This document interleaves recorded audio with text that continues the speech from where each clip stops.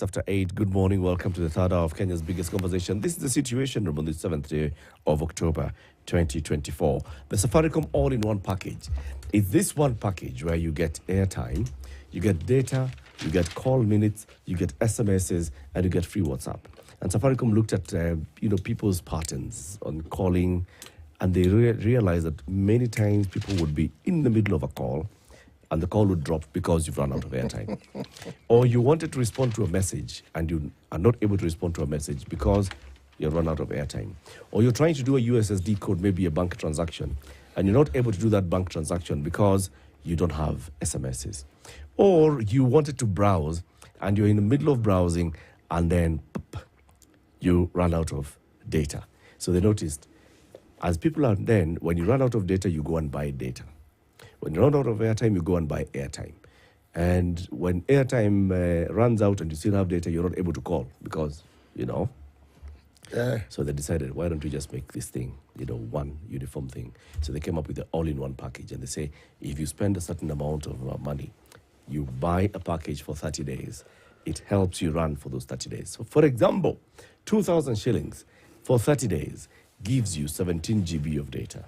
It gives you 1,000 minutes of call time. It gives you 2,000 SMSs. And it also gives you free WhatsApp. All of the all-in-one packages give you free WhatsApp. So if you're at that time in the hospital and you want to call and tell them, hii watu ya SHA wamekataa and you need airtime, do the all-in-one. The chairman of SHA is here. He's smiling because he knows that's a possibility. Right? Yes. But our toll-free line doesn't need any airtime. So there's a toll-free line It's a for SHA. toll-free line. And you'll tell us about it as we continue this conversation. Welcome, Dr. Mohammed. Thank you very much. Yeah. Thank you, Eric and City. Karibu sana. Good morning, viewers and listeners. Karibu sana. We want to have a conversation with the chairman of the Social Health Authority. He is the man who is now spending sleepless nights, and he's the man who many people are blaming for the kind of sleepless nights that they are also spending at home. So we'll first have a conversation with you to just understand the very many things that you're doing to address the very many emerging concerns in the rollout of SHA. And then we'll open up the phone lines and let people tell you what they're dealing with on the ground. So if you've got an issue that you'd like the SHA chairman to address, we'll tell you when. Please call and speak to him and let him respond to this. That's a good thing, Senior. Thank you. Yes. Yeah. We would like to hear what are the issues, and we are ready to solve them. Very good. Yes. One of the things that I'd said, that first question we're going to ask you when you come, Yes. is whether the Social Health Authority has signed up with the Aga Khan University Hospital. Because you see, Aga Khan has 53 outpatient outlets and the main hospital on Limuru Road. And in these 53 outpatient outlets, for example, you can hear my voice. I went from here, I go to one of those outlets, I see an ENT specialist, I get sorted. I want to know whether SHA is going to sort me out.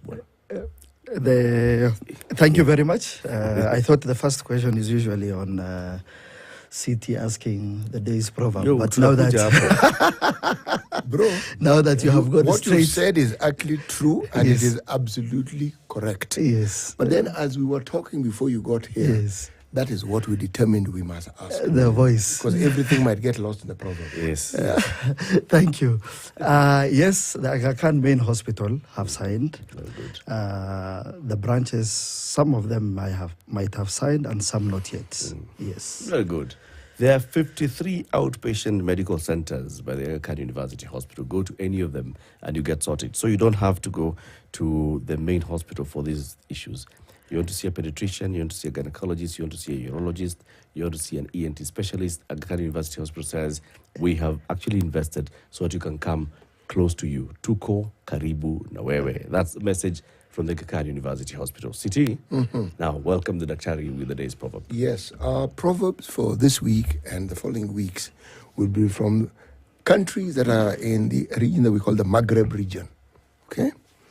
The country that we are getting our proverbs from, the Kingdom of Morocco. If you told a dog had run off, if you were told a dog had run off with your ear, would you run after the dog or just search for your ear? If you're told a dog has run off with your ear, Yes. would you run after the dog You are being told. Yes. I thought the ear belongs to you. How are you being told that you are missing something? that belongs to you and that is on your body. So first you have to be sure of who is telling you and what are they telling you that you don't know. And then now you decide whether what they are telling you is correct or not, and follow what you need to do. So you cannot be told you are missing an ear and the ear belongs to you. So what do you think the message is here from the Moroccans? That you don't just accept what you are told, you have to verify first. Before you start running after a dog. Yes, and that has been actually that. I'm scaring the dog. And for me, that is the message that I want to pass today to the public. That there is so much misinformation, there is so much fake news that you will end up listening without realizing that you are being lied to. So don't just accept everything that you see in the public domain and assume it's true. So you need to verify first. Even read for yourself. And today I've come with these two documents. I just wanted the public, and these are things that are in public domains. The Act, the regulations, I've left the third one, which is the benefits and the tariffs. And all these three documents are on the websites of kenyalaw.org, on our website. Anywhere, if you search the Social Health Insurance Act, if you search the regulations, if you search the benefits, you will find all. And these are the people I'm talking about too, are people who have access. I'm not talking to the people who are in rural areas who might not be able to get these documents. But the people who propagate the misinformation are people who you expect to at least read and say, yes, this is true, this is false. Yes. That's my challenge. So that we remove... consume the information for yourself. Yes, you remove facts from fiction. Then now we can have a debate and say, okay, this was not good, or this can be improved, or this is how we should have done. Okay. Then we can proceed and say, okay, that is good feedback, and then we see how to incorporate. Okay. But there is a lot of misinformation. For many people, yes, there could be a lot of misinformation in the run-up to 1st of October. Yes. In the run-up to 1st of October, we hosted you here. We hosted the minister, we've hosted the PSs, we've hosted the president's advisors on what the rollout of UHC was going to look like, what we expected to see. Come 1st of October, it's now been reality. For many people, it's a reality when they go to hospital and they are told, we don't accept NHIF anymore. And they are told that now, for your dialysis session, we are only giving 2,500 or whatever figure, I'm not exactly sure, and then you have to give the top up. For many, it's a reality when they go to hospital and they are told, NHIF is no longer in operation, it is a new authority, and you don't know the information about it, so you have to pay cash because we don't have information, right? So no matter what kind of information they have, the person that they are going to seek help from says they don't have information, and it ends there. So it's been pain and pain and pain for many. Yes, there has been a few challenges with a few facilities where they turned away patients or they asked them to pay cash. If you look at the total number of dialysis centers, around 230, you would say maybe around 10 or 20 at most were the ones who are pushing patients away. And the rest were able to continue offering services because you need to realize one thing, and I thank the providers because they understand that service is delivered by the human beings, health care workers, and the hospital, and not a system. So a system is not what treats a patient. It's the hospital and the providers in that hospital who treat. And they understand these administrative issues are things that can be solved even if you don't have clear guidelines on how to go about it. Two, you need to realize that tariffs have been gazetted. So I don't know where someone now, it's no longer a document that you wait for as a provider, because this is something that's in public domain. The prices are clearly stipulated. So you will find, I don't know where 2,700 came from. So the question you should be asking yourself is, why would a provider say, we are only receiving 2,750? Because even NHIF was paying 9,600. SHA is paying 10,650. Where did this 2,700 come from? Even the first time NHIF started paying for dialysis, it started with 2,500. Yeah. It moved to 7,500. Then it became 9,600. So the question is, how did you end up saying it's 2,700 and our tariffs don't come with the contract? They are there in advance, gazetted, So on 16th September. have you talked to these providers? Yes. All the providers. Where did they come up with the figure? And now you see those are now things that the administration is handling, the management, and finding out why, how, why did they ask money for the patients that they need to refund. There are a few facilities that have already refunded patients. The few What who have was asked, the reason for asking for money?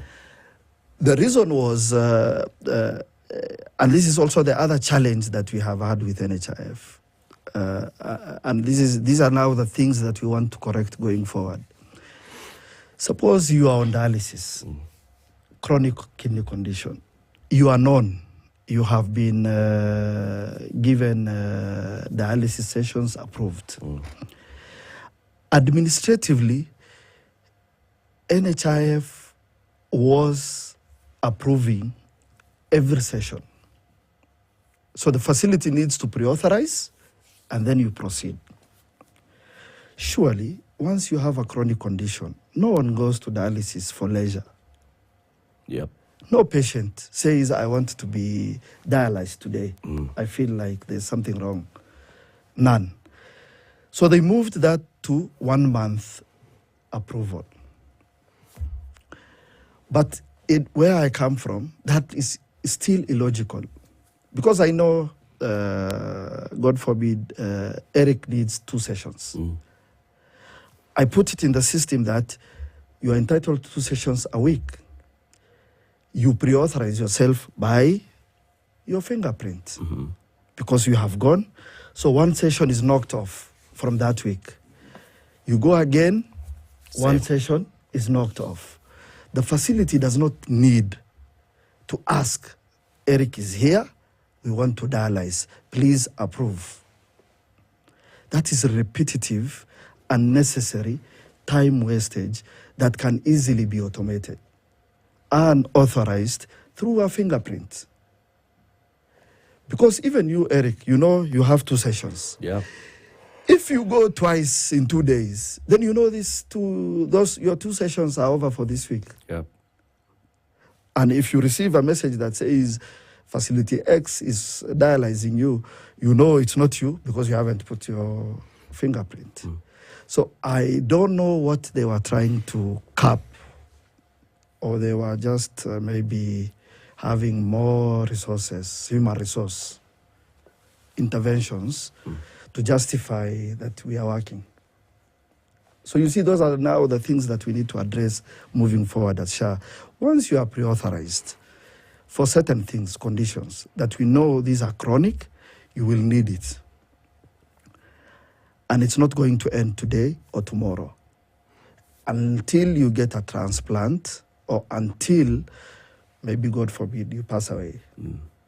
Between then, there's nothing. You have to get... You have to be dialyzed. You have to be dialyzed. Yeah. You don't have an option. And it's not a leisurely thing that you do. Sorry, please go ahead. The matters surrounding teething problems, as these were called, Yes. are things that are not difficult to understand Yes. because it's a new system. Yes. There was a whole year. Yes. Within that time, Yes. all the variables that are involved in accessing health through the SHA system were not unknown because there was the NHIF database that gave you a very clear indication of what it is that people required in terms of service. Now, when you're here, I ask the question, and I'm going back to it about the issue of a pilot. Now, sometimes the word pilot is too general. Whatever system it is that we are talking about, talk about the back end of it. Talk about what it is that people see. Talk about the transition. All these things were talked about. And as we speak now, what was referred to as the teething problem was now the process of actualizing it. I remember when UHC, before even the thinking of rolling it out, was it 5 counties piloted? 4. Sumu, Machakos, Nyeri, and Siolo. Now, it is how these things are done. And the understanding is that you already have the system. You are now actualizing it with real people just to see the responses. That is supposed to give you the clear indication of what needs sorting out and what doesn't. Okay. There's also the concept of water under the bridge. We are where we are. Is it possible for the public to understand what it is that has been set in place to, A, get information in a timely fashion as to what is working and what is not working and how it is you hope to address it? And when it is addressed, how it is you hope to communicate that it has been addressed. And how, again, you hope to tell the public, this is the manner in which we'd like you to give us feedback as to what is happening so that we can know firsthand that is what is actually going on so that we can actually address it. Thank you. So yes, we'll say water under the bridge, but there are issues that we had to address as we moved forward. And I have said from the word go, hospitals are the ones who treat patients. And it's not a system that you really have to have for you to say, I'm treating. So what we have done as an authority is just to communicate to the providers that this is what we expect. In the case of a failure of this is the alternative. In the case of a failure of this is also the other alternative on how to proceed. So that's why we had that presser yesterday with the providers, that this is how we will move forward, going forward, that when you face a challenge of this magnitude or a system, and that's why we have the 2 systems running concurrently currently, both of them. So if this one doesn't work, use this one. This one works, proceed with this one. The 2 of them fail, use a manual system and continue providing services. So that is how we have addressed. The second thing that we have done is now the public, and which we need to also sensitize and advertise a little bit more, is the call center number, which is toll free, so that they are able to ask questions and get clarifications on what are the issues that they are facing, and their problems are addressed in real time. Similarly, for the providers, we have a different call number so that we separate the two. So providers with their system issues have Their own toll call their center. own toll, yes. Patients have their own toll. So patients' issues can be solved by the call center, and the providers' issues can be solved by the technical team. So that now is what we need to constantly update on our socials, in our media, wherever we go, so that people understand. What's the call center number? I have to check. It's 0800. It's a long number. Okay. I will give You'll you give during it the to us. break. Then you will put it up, and then people will be able to reach out and get answers and clarifications. One would assume, Doctor, that Yes. you had very many meetings before the 1st of October, Yes. in which, just like CT is saying, so you chose not to pilot, you chose to roll it out. Yes. But in this decision to not pilot but roll it out, Yes. you must have looked at these are the likely areas that we are going to have hitches. Yes. We are going to have a system hitch here. Yes. We're going to have a lack of information and awareness by various health providers. Yes. We do not have contracts with so many hospitals Yes. already. Yes. And these are hospitals that are serving people. Yes. You came from the private sector. You are a leader in the Private Hospitals Association. Yes. So you know the pain that the private hospitals associations go through. And therefore, you know that without clarity, the most likely thing they're going to do is not accept. You knew that. Yes. So what did you prepare for all those things? So that's why this is not the first time there has been changes in terms of tariff and in terms of contract. Providers, and as you have clearly said, I was a provider before, used to proceed without any issue because they knew this is just a rollover, a change of prices, a change of contract will come through. And I have told you, out of the 230 dialysis centers, 220 had no issue because they understood it's not the first time there are changes in terms of prices or in terms of contract. And they proceeded and provided services without asking. Starting with Aga Khan that you have mentioned, they gave dialysis and they didn't ask any patient for cash.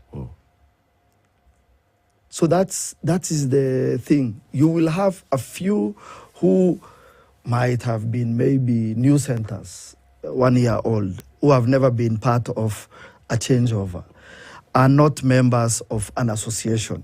They are standalones. So they don't know what their leaders or their associations have engaged. Because you need to understand one thing. We have 8,900 providers. Now calling 8,900 providers in one sitting is impossible. Why is it impossible? To a meeting, and then you tell them, all of them, to come to Nairobi and you want to discuss with them. No, you don't. You don't actually need to do that. We have engaged them through Zooms as well. We have done digitally. Yes. And I am telling you, the challenge is some of them are not part of those associations. They are standalones, they are lone rangers. So they don't even know what's going on, what's happening. So those are now the ones that we have now to address directly. So my question is, yes, before the 1st of October, yes, right? Yes. Had you spoken to all the 8,900 providers, all of them, and going forward with SHA, you are dealing with KMPDC, not associations. It is all institutions that have been registered by the Kenya Medical Practitioners and Dentists Council that regulates them. So you have a focal point, KMPDC. Had you engaged the 8,900 providers? So had the 8,900, were you satisfied that the 8,900 providers were ready for the rollout of SHA? Second question, had you engaged with all your other partners in terms of provision of equipment and services to make sure that everybody is on the same page, that you have two systems, we are continuing with the NHIF system, as we roll over into the SHA system, that we shall operate two systems at the same time. Were they all aware? We have sent memos through the branches. Before the 1st of October? Yes. And even after, first, second. I'm stuck, no. Even, I'm stuck yes, with the before the 1st of October. Yes. So there's one thing that you need to realize. Everyone who is on KMPDC list is not contracted by NHIF. True. So that's one thing that you have to realize. You have KMPDC has almost 14,000 facilities on their list. Yeah. The reason why everyone is not on board is because of the previous contracting issues that NHIF used to have. It used to take 2 years with many back and forth below the table discussions for you to be onboarded.